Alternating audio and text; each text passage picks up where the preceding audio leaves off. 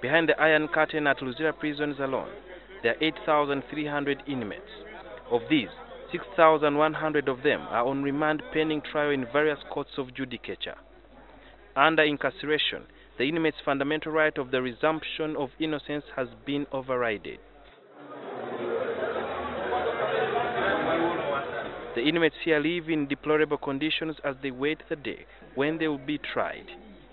However, for many of them, hours have turned to days and days have turned to years, as some have spent a decade on remand. Behind these rusty doors and burglar proofs is the condemned section for prisoners facing the death sentence. However, some of the prisoners here are yet to exhaust appeals in the Court of Appeal and the Supreme Court, which is automatic especially in trials for murder.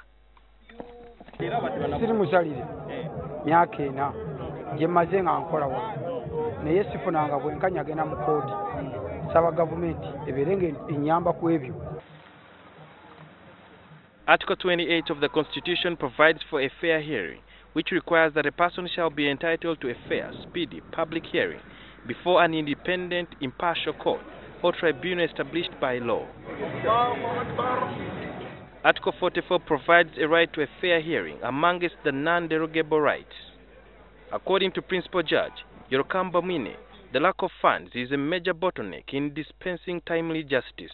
We've requested for money to be, allowances to be increased, but the response has been that would require the entire, all the civil service allowances to be increased.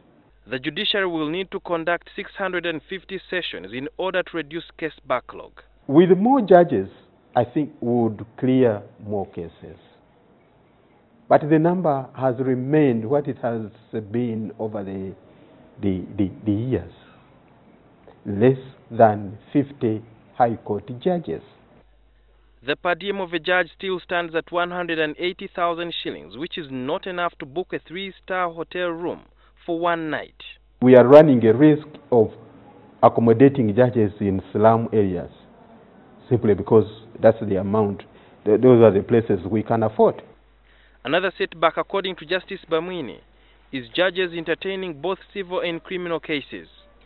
Because if we don't do that, cases will pile up, people will kill each other because disputes have not been disposed of, and we shall get more people coming to prison. President Museveni, while closing a cabinet retreat at Speak Resort Munyonyo yesterday, said that the issue of understaffing is an excuse for incompetent civil servants. The British were using the chiefs, the sub-county chiefs would also be the magistrates. If there is a case, the chiefs would sit and judge that case, because they didn't have enough resources to have magistrates and what. Either they didn't have enough resources or they didn't have enough training or whatever. But the chiefs were also the magistrates. And the system was working. So this excuse, low staffing, what?